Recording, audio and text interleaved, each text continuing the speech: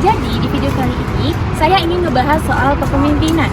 Tapi bukan kepemimpinan yang kaku ataupun bukan cuma buat CEO dan pejabat. Tetapi kita ngebahas soal kepemimpinan yang bisa kita lakukan setiap hari. Contohnya seperti di rumah, di kampus, di tempat kerja, atau bahkan di tempat tongkrongan. Sebelum mengulik lebih dalam, di sini saya ingin jelasin tentang konsep kepemimpinan. Nah, jadi leadership ini bukan soal tentang jabatan, tetapi lebih ke gimana kita cara ngarahinnya, ngasih contoh, dan ngajak orang lain itu untuk jadi yang lebih baik. Ada satu konsep penting yang saya pilih di sini, yaitu adalah leadership by example, alias memimpin lewat teladan. Nah, contoh simpelnya itu seperti ini. Ketika kita lagi di rumah, kita membantu orang tua itu tanpa disuruh. Nah, itu sudah salah satu contoh. Ketika di kampus, kita mengerjakan tugas kelompok itu tanpa mengeluh. Nah, pasti teman-teman kita itu ikut dalam mengerjakan tugas itu dan semangat.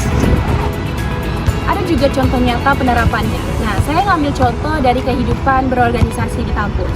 Ketika lagi ada organisasi di kampus, pasti kita banyak menemukan teman yang mungkin dia malas ataupun yang nggak aktif.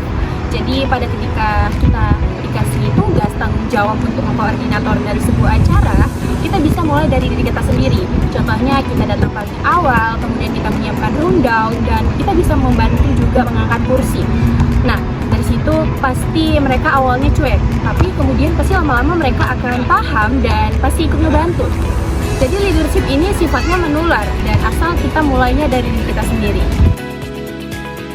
Contoh lainnya adalah ketika lagi ada masalah di grup WhatsApp kelas. Nah, yang lain pada nyindir, yang lain juga pada mengkompor-kompori, dan lain sebagainya. Di sini kita bisa jadi penengah bagi mereka, bukannya malah ikut nyalahin. Kita ajak mereka ngobrol baik-baik, dan pasti masalahnya akan selesai. Di situ mereka berpikir bahwasanya apa yang mereka lakukan itu tidak baik.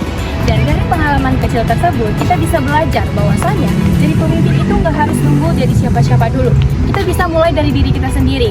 Contohnya dari sikap kita, niat, atau bahkan tindakan kecil sederhana saja, itu bisa jadi contoh buat kita jadi pemimpin. Leadership itu sangat penting, guys. Karena apa? Karena dimanapun kita berada, baik kita di rumah, di organisasi, di kampus, di tempat kerja, atau bahkan di media sosial sekalipun, kita butuh yang namanya orang itu untuk ngajak orang lain ke arah yang lebih positif. Kuncinya apa? Jangan cuma bisa nyuruh, tapi jadi contoh. Dan jangan nunggu jadi posisi, tapi mulailah dari aksi.